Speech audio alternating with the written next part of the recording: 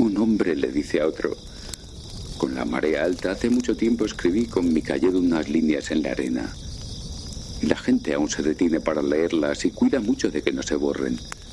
Y el otro hombre le dice: yo también escribí unas líneas en la arena, pero lo hice durante la marea baja. Y las olas del inmenso mar las borraron y breve fue su vida.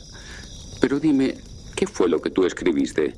El primer hombre respondió: escribí, soy lo que soy. ¿Y tú qué escribiste? Y el otro hombre dijo: escribí esto, soy solo una gota en este mar inmenso.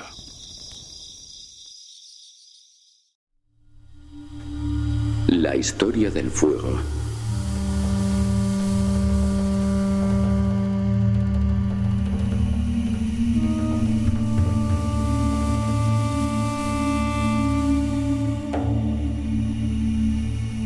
Esta es una historia más larga de lo habitual, pero me pareció tan interesante que creo que no tengo más remedio que contarla.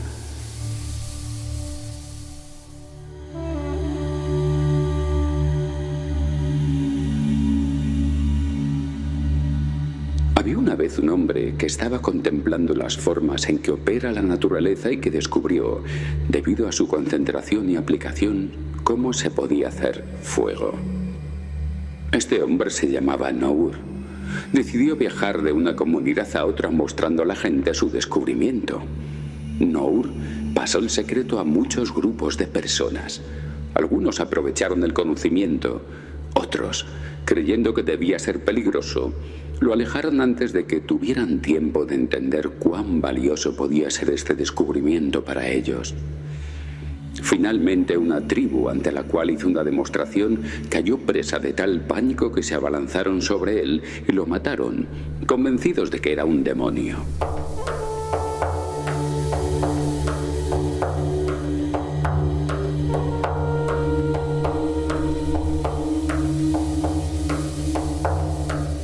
Pasaron los siglos. La primera tribu que había aprendido sobre el fuego reservó el secreto para sus sacerdotes, que se mantuvieron en la riqueza y el poder mientras la gente se congelaba. La segunda tribu olvidó el arte y, en cambio, comenzó a adorar los instrumentos.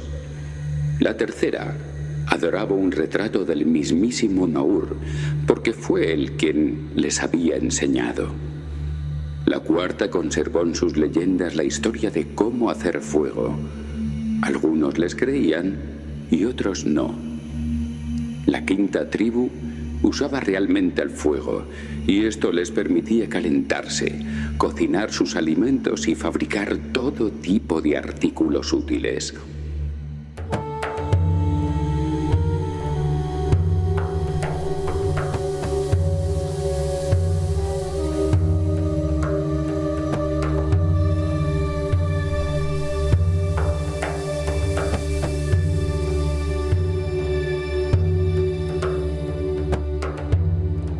Mucho tiempo después de la muerte de Nur, aquel hombre que descubrió el secreto de encender el fuego, nació un sabio con un gran deseo de aprender acerca del mundo. Había oído leyendas sobre Nour y su increíble descubrimiento y se preguntaba cómo había perdurado ese conocimiento con el paso de los siglos.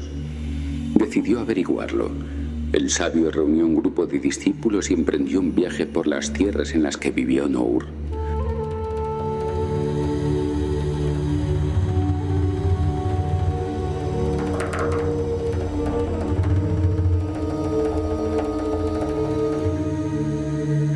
Caminando por los bosques y senderos polvorientos, llegaron por fin a la primera tribu que, según los rumores, todavía conservaba la técnica de encender el fuego.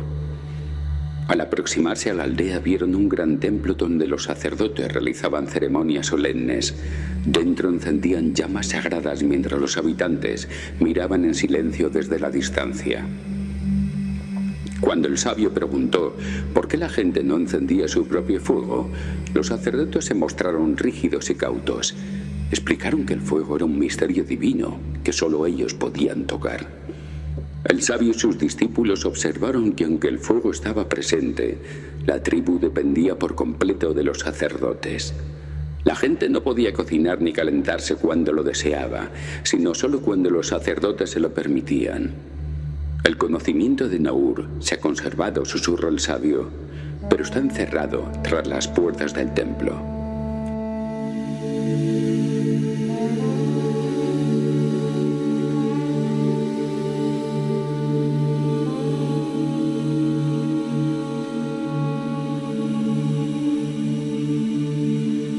Así que continuaron su camino hasta dar con otra aldea donde descubrieron un curioso altar. Sobre él había un par de piedras y algunos palos hermosamente decorados. Y la gente acudía a orar y a dejar ofrendas. Al sabio le intrigó ver que no había fuego por ninguna parte. Al preguntar, los habitantes explicaron que aquellas piedras y palos eran los instrumentos sagrados que Naur había usado para encender la primera llama. Sin embargo, nadie se atrevía a tocarlos ni a usarlos.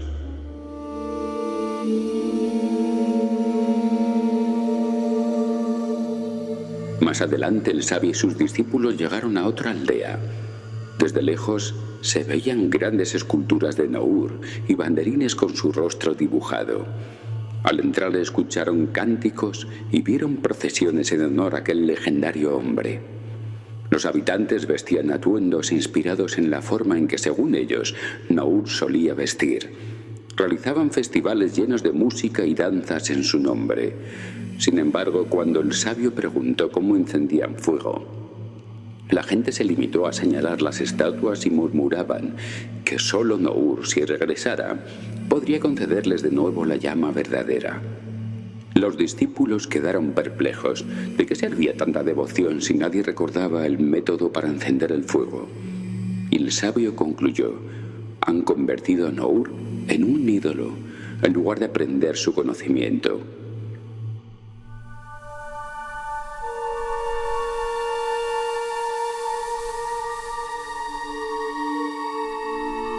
Después de varios días de viaje, encontraron una aldea en la que no parecía haber templos ni altares.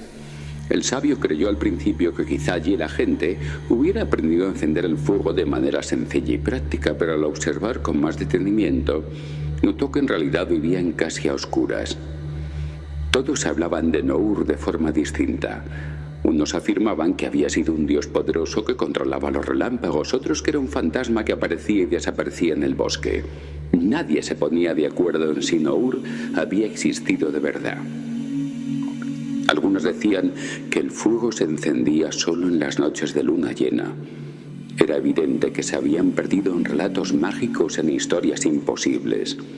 El sabio compartió con ellos la técnica de encender el fuego, pero muchos no lo creyeron. Le resultaba más cómodo vivir con sus leyendas.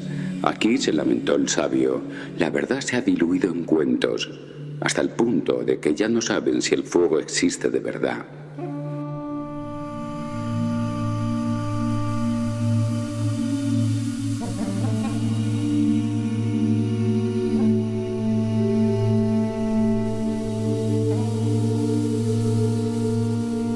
Por último, tras atravesar las montañas y los ríos, divisaron las hogueras de una pequeña comunidad.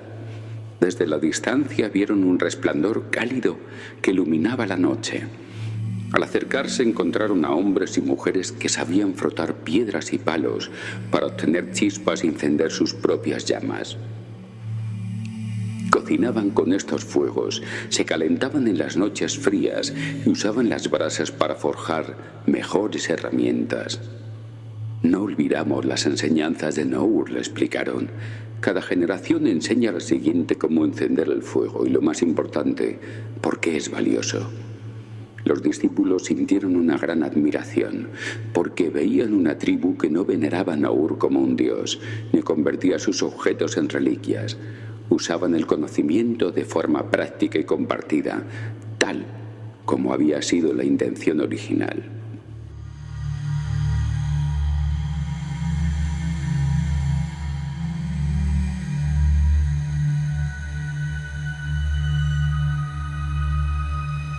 Al final el sabio se dirigió a sus discípulos. Tenéis que aprender cómo enseñar, porque el humano no quiere que le enseñen. En primer lugar, tendrán que enseñar a la gente cómo aprender. Y antes de eso, tendrán que enseñarles que todavía hay algo que aprender. Ellos imaginan que están listos para aprender, pero quieren aprender lo que imaginan que hay que aprender, no lo primero que tienen que aprender. Cuando hayan aprendido todo esto, entonces podrán idear la manera de enseñar. El conocimiento sin capacidad especial para enseñar no es lo mismo que el conocimiento y la capacidad. Y esta es la historia del fuego.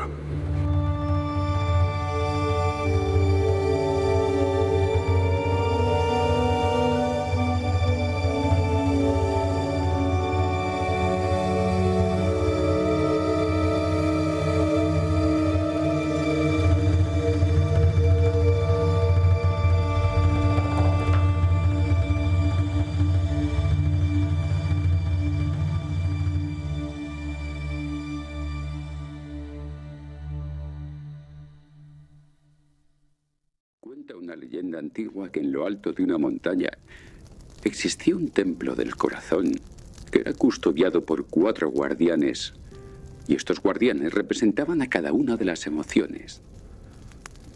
Uno se llamaba miedo, otro enfado, otro alegría, otro tristeza. Su función era responder a las experiencias de los humanos para que el templo del corazón se mantuviera lo más sano y pleno posible.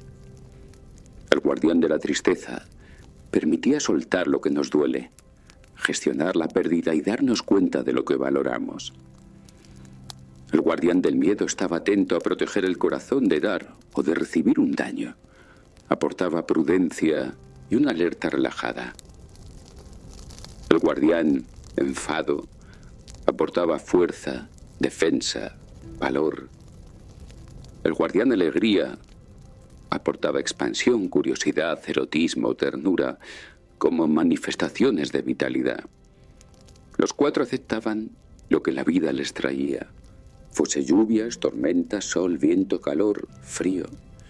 Fuesen vivencias agradables, desagradables o neutras, colaboraban con las experiencias que se acercaban al corazón, para que éste no se ensuciase y pudiese funcionar a pleno rendimiento.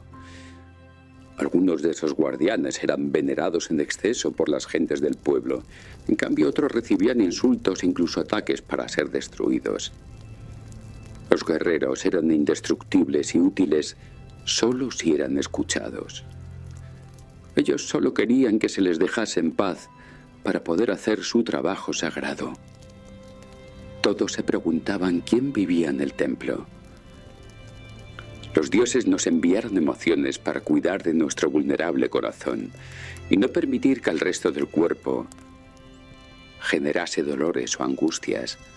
Nos enviaron a estos guerreros para ayudarnos a digerir lo fácil y lo difícil de la vida. Estos guardianes de nuestro bienestar solo piden ser escuchados y que confiemos en la valiosa información que pueden darnos. Cuidar, escuchar y atender nuestras emociones es cuidar nuestro corazón. Si quieres aprender a atrapar un mono en la India, debes primero escuchar esta historia. Había una vez un mono al que le gustaban mucho las cerezas. Un día había una cereza de aspecto delicioso y bajó de su árbol para agarrarla. Pero resulta que la fruta estaba en una botella de vidrio transparente. Después de algunos intentos, el mono descubrió que podía alcanzar la cereza metiendo la mano por el cuello de la botella. Apenas lo logró, cerró su mano sobre la cereza, pero entonces se dio cuenta de que no podía sacar su puño porque era más grande que la estrecha abertura. Esta situación no era casual. La trampa, una antigua técnica empleada por los cazadores de la India, había sido diseñada con un profundo conocimiento de la naturaleza del mono y su tendencia a aferrarse a lo que desea. Los cazadores sabían que el mono prefería quedarse atrapado antes que soltar la fruta. El cazador, al escuchar los lamentos del animal, se acercó lentamente. El mono, asustado, trató de escapar, pero al seguir aferrado a la cereza no podía moverse lo suficientemente rápido para evitar ser atrapado. Con una calma calculada, el hombre lo recogió del suelo. Después de un breve forcejeo, el cazador golpeó suavemente el codo del mono, forzándole a abrir la mano y soltar su preciada cereza. El mono se quedó atónito. Aunque había perdido la fruta, también había perdido su libertad. Era libre de nuevo, pero bajo el control del cazador. Esta antigua forma de cazar no requiere más que una botella, una fruta y la impaciencia del mono. Los cazadores, al igual que las historias que pasan de generación en generación, seguirán recordando que a veces lo que deseamos puede convertirse en la causa de nuestra propia captura.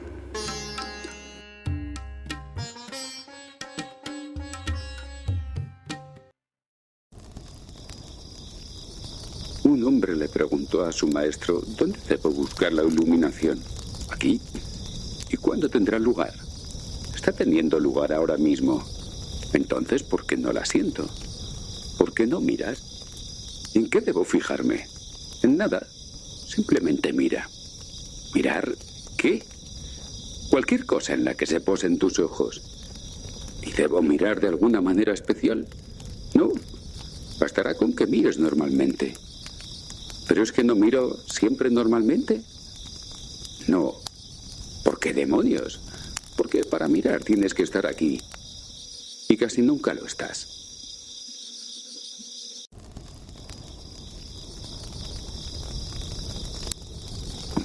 Los cucuyos siempre cuentan esta historia. Resulta que caminando por la selva, uno se topa con un león dormido. Y poniéndose de rodillas, el hombre cucuyo murmura: «Por favor, no me comas».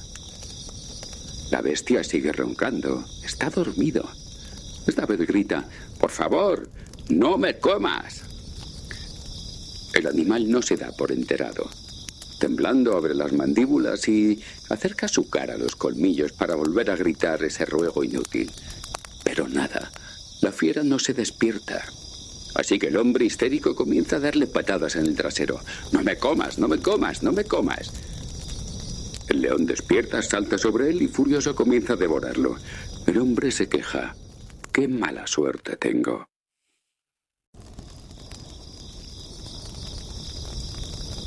Los discípulos estaban enzarzados en una discusión sobre la sentencia de Lao Tse, que decía: los que saben no hablan, y los que hablan no saben.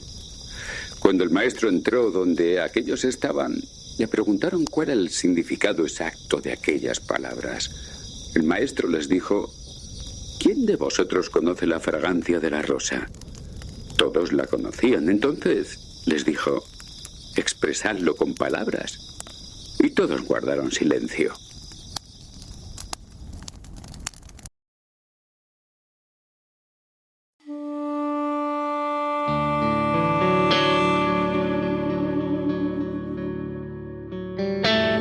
Esta historia forma parte del repertorio de los derviches errantes, los Kalandar, quienes antaño eran numerosos en Turquía. Su patrón es Yusuf de Andalucía, del siglo XIII.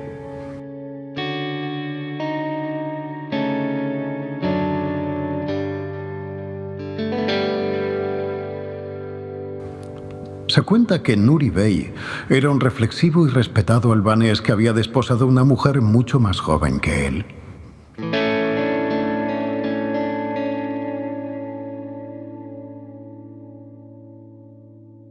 Un atardecer, habiendo retornado a su hogar más temprano que de costumbre, un fiel sirviente se le acercó y dijo: «Vuestra esposa, Nuestra Señora, está actuando sospechosamente. Se encuentra en sus aposentos con un cofre enorme, el cual perteneció a vuestra abuela, lo suficientemente grande como para contener a un hombre.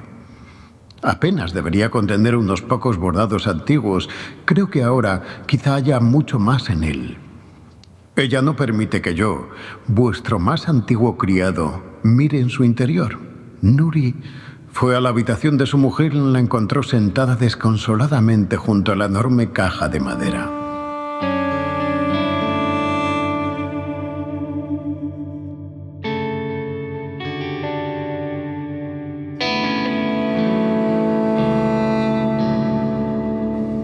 «¿Me mostrarás qué hay en el cofre?», preguntó. «Debido a la sospecha de un sirviente, ¿por qué no confías en mí?». ¿No sería más fácil abrirlo? Sin pensar en los matices, preguntó Nuri. No creo que eso sea posible, le dijo su esposa. ¿Está cerrado? Sí. ¿Dónde está la llave? Ella la mostró. Despide al sirviente y te la daré. El sirviente fue despedido. La mujer entregó la llave y se retiró visiblemente perturbada. Nuri Bey pensó un largo rato. Luego llamó a los 4 jardineros de su finca. Juntos transportaron por la noche el cofre cerrado hacia un lugar distante de la hacienda y lo enterraron. Y el asunto jamás volvió a ser mencionado.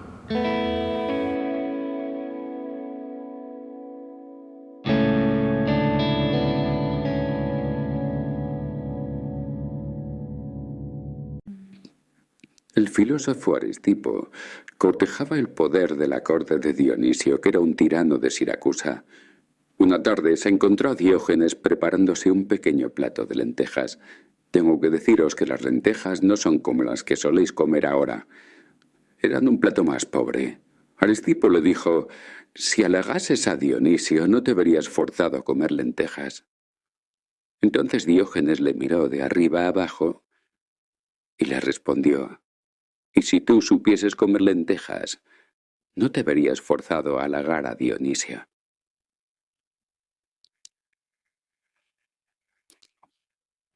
En una oscura y oculta dimensión del universo se encontraban reunidos todos los grandes dioses de la antigüedad, dispuestos a gastarle una gran broma al ser humano.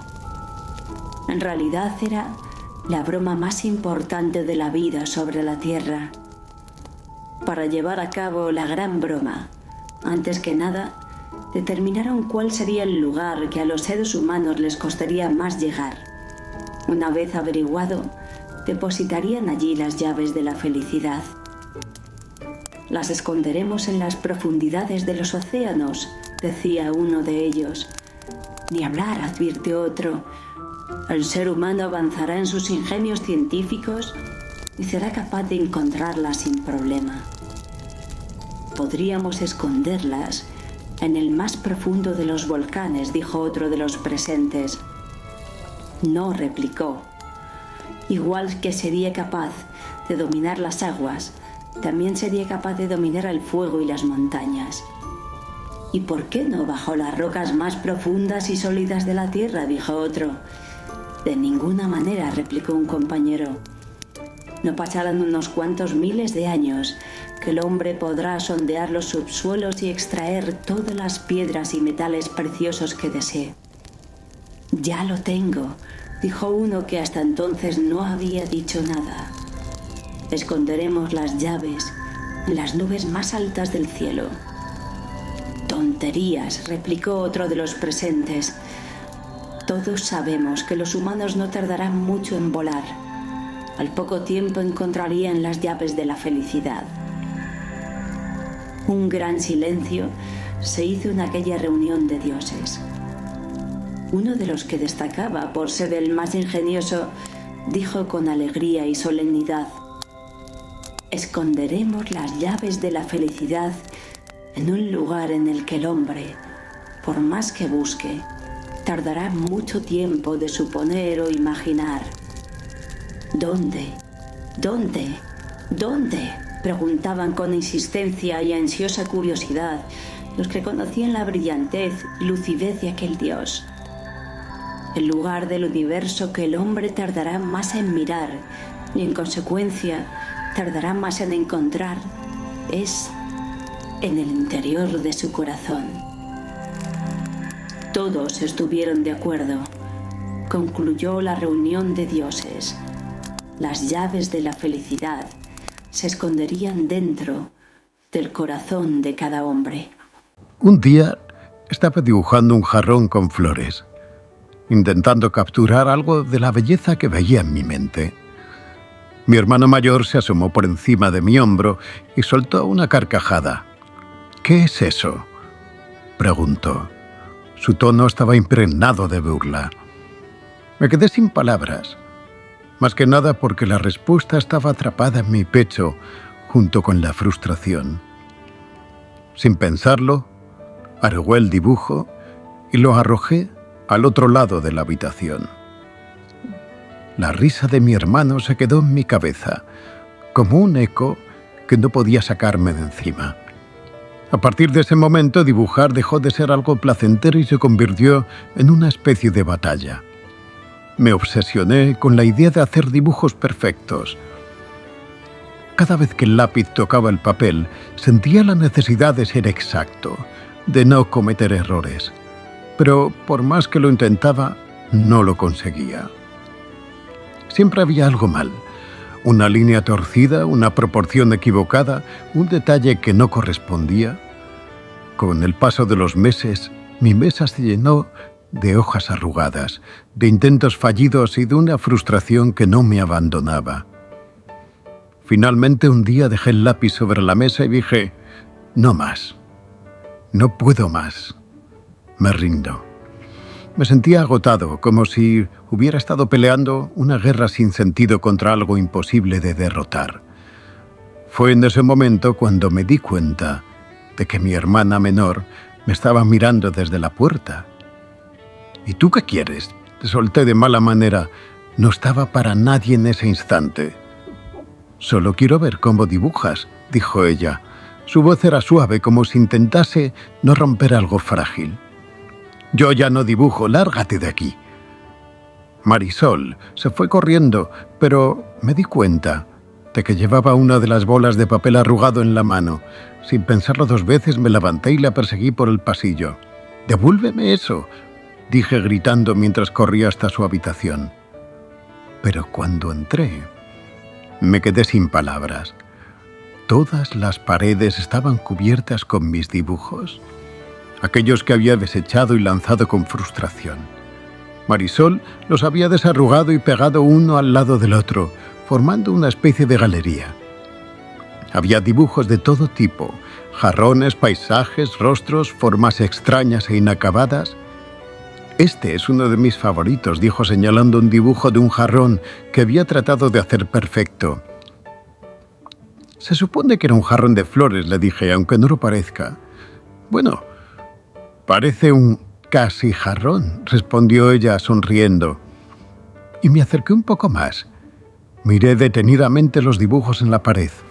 Poco a poco comencé a verlos de otra manera. Había algo en ellos que no había sido capaz de apreciar.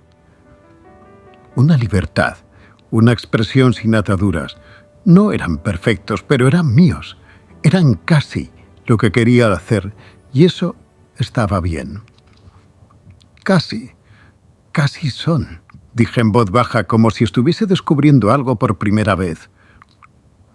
Algo dentro de mí se desbloqueó en ese momento. Volví a sentir la necesidad de dibujar, pero esta vez sin el peso de la perfección. Al permitirme el casi, las ideas empezaron a fluir libremente. Comencé a dibujar nuevamente todo lo que veía a mi alrededor, pero también lo que sentía. Haciendo casi dibujos, me sentía fantásticamente bien. Dibujé cuadernos enteros, un casi árbol, una casi casa, un casi pez. Y no solamente eso, me di cuenta de que podía dibujar casi sentimientos, casi paz, casi tristeza, casi alegría. Me permití expresarme sin presiones y sin expectativas. Una mañana de primavera, mientras dibujaba sin rumbo fijo, tuve una sensación maravillosa. Comprendí que había cosas que mis dibujos nunca podrían captar completamente y que no necesitaba hacerlo. Había cosas que solo debía sentir sin intentar atraparlas en el papel. Desde entonces me sentí casi feliz y eso para mí era suficiente.